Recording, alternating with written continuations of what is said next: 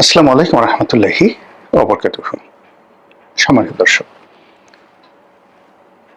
বাংলাদেশের আর্থিক খাত রীতিমতো জাতীয়ভাবে ন্যাশনালি দেউলিয়া হওয়ার পর্যায়ে পৌঁছে গেছে। এটা শুরু হয়েছিল আওয়ামী লীগ জামানাতে। অনেকগুলো আওয়ামী লীগের অলিগার যারা ব্যাংক থেকে ঋণ নিয়েছে, ব্যাংকে টাকা ফেরত দেয়নি, সেই টাকা দেশের বাইরে পাচার করেছে। অনেকগুলো অলিগার যারা আমদানির কথা বলে ব্যাংক থেকে ঋণ নিয়ে এলসি ওপেন করেছে, পুরো টাকা পাচার করে দিয়েছে, মাল আসেনি, লক্ষ লক্ষ কোটি টাকা বিদেশে পাচার করেছে। অনেকগুলো অলিগার যারা নিয়োগ, বদলি, টেন্ডারবাজি এবং সরকারি যে ক্রয় এবং বিক্রয়, সরকারের অনেকগুলো জিনিস বিক্রয় করতে হয় আর সরকারের অনেকগুলো বিষয় ক্রয় করতে হয়। এইগুলোতে সরকারি আমলা কামলারা লক্ষ লক্ষ কোটি টাকা ঘুষ দুর্নীতি করে দেশের ভেতরে এবং দেশের বাইরে টাকার পাহাড় বানিয়ে পুরো অর্থনীতিকে ফোকলা করে দিয়েছে। এর ফলে কি হলো, আমাদের জিডিপির একটা বিরাট অংশ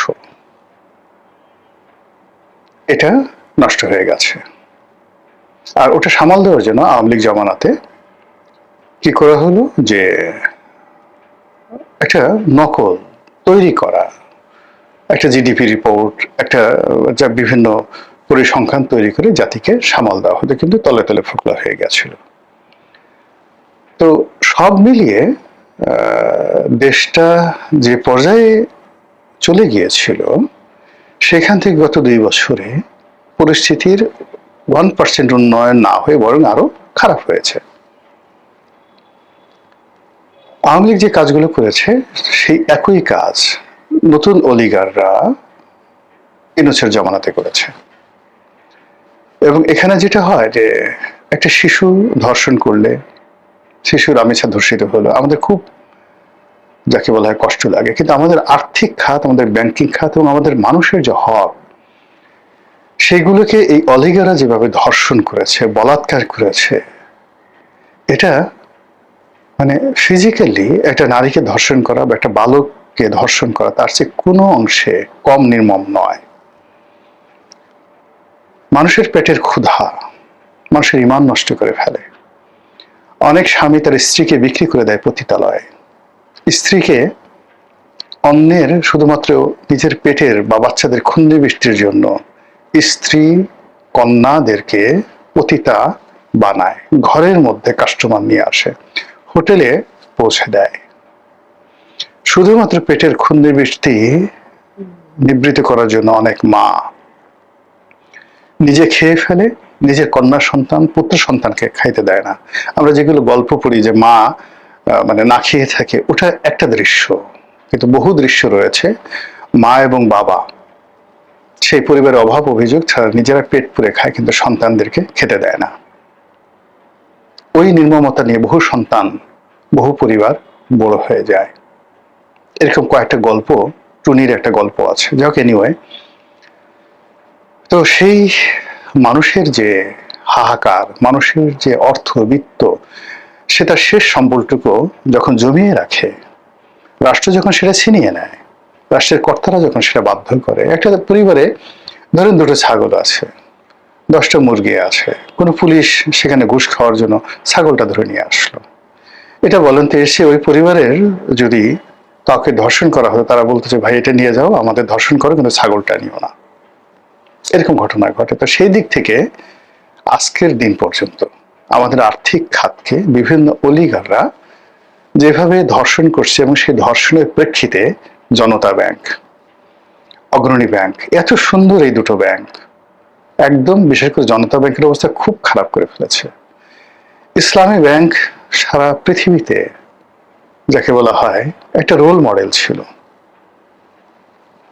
বলা হয়ে থাকে এটা জামাত ইসলামী চালিয়েছে, তো সো হোয়াট, এখান থেকে জামাত ইসলামের লোকজন মুদ্রা বানিয়েছে, ওটা নিয়েছে, ওটা নিয়েছে, সো হোয়াট। তো প্রাইভেট ব্যাংকগুলোর তো সব জায়গাতেই তো লুটের টাকা দিয়ে তারা এই কাজগুলো করেছে, কিন্তু সেই ব্যাংক তো ইসলামী ব্যাংক হতে পারেনি। কিন্তু সেই ইসলামী ব্যাংকের উপর আওয়ামী লীগের রোষানল কেন পড়লো আমি এখনো পর্যন্ত হিসাব মিলাতে পারি না। কেন ইসলামী ব্যাংকটাকে ধ্বংস করতে হবে, কেন এটাকে ডিজিএফআই দিয়ে ব্যাংকটিকে ধরতে হবে, এবং আরো এই অলিগার শ্রেণীর আরো 5টি ব্যাংক, ইসলামী কায়দার 5টি ব্যাংক, সেখানে তারা একই কায়দায় তারা দখল করলো। দখল করে পুরো ব্যাংকিং সেক্টরটাকে অবিশ্বাস অনাস্থার যে জায়গা, সেই জায়গাতে নিয়ে আসে। এই যে 5টা ইসলামী ব্যাংক একীভূত করা হয়েছে, এই 5টা ইসলামী ব্যাংকের 75 লাখ গ্রাহক আছে। কারোর হয়তো 10,000 টাকা, কারো 50,000 টাকা, কারো হয়তো 50 লাখ, কারো 50 কোটি টাকা পর্যন্ত এখানে আমানত আছে। একটা মানুষ টাকা তুলতে পারছে না। ওই পরিবারগুলোর অবস্থা চিন্তা করেন তো, যারা এখানে টাকা রেখেছে। ইসলামী ব্যাংকের গ্রাহক সংখ্যা কত? বাংলাদেশের টোটাল এক্সপোর্টের 40% তারা একা ডিল করে, সরি অলমোস্ট 30%। পুরো রেমিটেন্সের, বিদেশ থেকে যত রেমিটেন্স আসে ব্যাংকিং খাতে অলমোস্ট 40% ইসলামী ব্যাংক একা হ্যান্ডেল করে। এই ব্যাংককে কেন্দ্র করে মানুষের যে বিশ্বাস এবং আস্থা, সেটা নিয়ে যারা বেইমানি করেছে, মুনাফিকি করেছে, সেটা ইউনূস জমানাতে আমরা বন্ধ করতে পারিনি, বরং আমরা নতুন করে এই ব্যাংকটাকে আবার ধর্ষণ করেছি। আবার এই যে নতুন সরকার আসছে, এসে আবার নতুন করে এই ব্যাংকটিকে কি বলবো, আগে শব্দ ব্যবহার করব, আবার নিজেদের মতো করে নেওয়ার জন্য তারা চেষ্টা করছে। এবার আমি বলি যে ইসলামী ব্যাংক যদি দেউলিয়া হয়ে যায়, এটা সামাল দেওয়ার মতো অবস্থা দেশের নেই।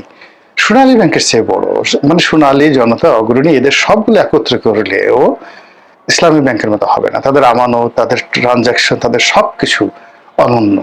এই ব্যাংকটা যদি ধ্বংস হয়ে যায়, এই ব্যাংকটা ধ্বংস হয়ে গেলে এই দেশ থাকবে না। কিন্তু এই ব্যাংকটা নিয়ে আবার এই আমলে আবার বাড়াবাড়ি হচ্ছে। ইউনূস সাহেবের জমানাতে এটাতে চট্টগ্রামে একটা গ্রুপ, এস আলমের একটা গ্রুপ, এরপর জামায়াত ইসলামের একটা গ্রুপ, তারা মোটামুটি নিজেরা গুছোগুছি করে চলছিল, কিন্তু ব্যাংকটা কিন্তু আস্থার জায়গাতে ফিরে আসছিল। এবং একেবারে শেষ সময়টাতে, অর্থাৎ ইউনূস জমানার 18 মাসের 3-4 মাস আগে, নির্বাচনের সেই 3-4 মাস আগে, ইসলামী ব্যাংক এটাকে মোটামুটি 80% অকুপাই করে ফেলেছিল। এস আলমের যত লোক সরিয়ে দিয়েছে, চাকরিচ্যুত করেছে, নিজেদের লোক ঢুকিয়েছে, তারা এখানে তাদের একটা কর্তৃত্ব প্রতিষ্ঠা করেছিল। তো যখন এই যে নির্বাচন হলো, তখন আমি ছোট মানুষ, কিন্তু আমি বলেছিলাম বিএনপি ক্ষমতায় আসছে। বিএনপি ক্ষমতায় আসার পর দুটো কাজ সবার আগে করবে, এই ইসলামী ব্যাংকে তারা কর্তৃত্ব প্রতিষ্ঠা করবে এবং এস আলম ফিরে আসবে। বহুবার আমার এই ভিডিওতে বলেছি, লিখায় বলেছি। আর ওই যে এস আলমের অন্য যে সকল সম্পত্তি রয়েছে, 21 টেলিভিশন রয়েছে, যা দখল হয়ে গেছে, এগুলো আবার ফেরত নেওয়া হবে। দেখেন সেই ঘটনায় আবার এখন ঘটতে চলেছে, যে ব্যাংকিং আইন পরিবর্তন করা হয়েছে, তাতে করে এস আলম পরিবার এটার মালিকানা ফেরত পাবে। বাংলাদেশ ব্যাংক থেকে যে নতুন চেয়ারম্যান নিয়োগ দেওয়া হয়েছে, সেই চেয়ারম্যান নিয়োগ দেওয়া মানেই ধরে নেওয়া হচ্ছে যে তারা সবাই এস আলম পরিবারের স্বার্থ রক্ষা করবে, এবং এই স্বার্থের সঙ্গে সরকারের বড় বড় কর্তা ব্যক্তির নাম, দুর্নাম এবং নেগোসিয়েশন, এগুলোর কথা সম্মুখ সারিতে চলে আসছে। এবং এটা জামায়াত ইসলামের জন্য একটা ইজ্জত কা সওয়াল। এবং জামায়াত ইসলাম যদি এখন এই ইসলামী ব্যাংক থেকে তারা সরে যায়, এবং জামায়াত ইসলামের যারা গ্রাহক দীর্ঘদিন, এস আলমের জমানাতে কিন্তু জামায়াত ইসলামের যারা ক্ষুদ্র ঋণদাতা, গ্রহীতা, তারপর আমানতকারী, বিদেশ থেকে তারা কিন্তু কেউ পুঁজি প্রত্যাহার করেনি, ব্যবসাটা চালিয়ে গেছিল। ফলে এস আলম 80,000 কোটি টাকা এই ব্যাংক থেকে নিয়ে যাওয়ার পরেও ব্যাংকটা টিকে ছিল। কিন্তু এখন সেই এস আলমের যে খত সেটা আছে, তার সঙ্গে সঙ্গে যদি জামাত এখন এখান থেকে আউটস্টেট হয়ে তারা তাদের সবকিছু এখান থেকে প্রত্যাহার করে নেয়, পুরো ব্যাংকটা বসে যাবে। কাজে এইরকম একটা সেন্সিটিভ বিষয় নিয়ে ইগো দেখানো, লাঠিচার্জ করা, মারামারি করা, ক্ষমতা দেখানো, বিশেষ করে আর্থিক খাত নিয়ে, এটা কোনো অবস্থাতেই বুদ্ধিমানের কাজ নয়। ব্যাংকিং সেক্টরটা খুবই সেন্সিটিভ। ইউরোপ আমেরিকাতে যেখানে দেউলিয়াত্ব আইন আছে, অহরহ শত শত ব্যাংক সেখানে দেউলিয়া হচ্ছে। এবং কখনো কখনো এরকম কোনো কোনো ক্ষেত্রে ব্যাংক দেউলিয়া হওয়ার সাথে সাথে সরকারের পতন হয়ে যায়, একটা দেশে গণঅভ্যুত্থান হয়ে যায়। পাকিস্তানে পারভেজ মোশাররফের আগমন, তার সঙ্গে সঙ্গে বিসিসিআই ব্যাংকের আগা হাসান আবেদি, যেটা শাখা বাংলাদেশে ছিল, সেই এবং লন্ডনের সেই বিখ্যাত বিয়ারিং ব্যাংকস, সেটার যে পতনের সঙ্গে সঙ্গে লন্ডনের সরকারের পতন, সিঙ্গাপুরের জুয়ার কোর্টে এই বিয়ারিং ব্যাংক কিভাবে পতিত হলো, সেই কাহিনীগুলো এখন যারা ইসলামী ব্যাংক নিয়ে লাফালাফি করছেন তাদেরকে জানতে হবে। আদারওয়াইজ এই যে বন্দুক দিয়ে গুলি করবেন, বারুদ তো থাকা লাগবে, বারুদ তো কিনতে হবে। লাঠি চার্জ করবেন, এই যে পুলিশের লাঠি, এগুলো চায়না থেকে টাকা দিয়ে আনতে হয়। তো আপনার যদি টাকাই না থাকে আপনি মারবেন কিভাবে? কাজে একটু মাথা ঠান্ডা রেখে পুরো পরিস্থিতি, এটাকে নেগোসিয়েশন করতে হবে। কিছু কিছু জিনিস মেনে নিতে হয়, পছন্দ না হলেও মেনে নিতে হয়। ইসলামী ব্যাংকটা বেঁচে থাকুক, অন্যান্য ব্যাংকিং সেক্টরগুলো যেগুলো ক্ষয়িষ্ণু হয়েছে সেইগুলোর ব্যাপার সরকার যারা এক্সপার্ট রয়েছেন তাদের পরামর্শ নিয়ে দ্রুত সিদ্ধান্ত বাস্তবায়ন করুন, যেন দেশের কল্যাণ হয়। ব্যাংকিং না থাকলে আমরা কেউ টিকে থাকতে পারবো না। আসসালামু আলাইকুম রহমতুল্লাহি ওয়া বারাকাতুহু।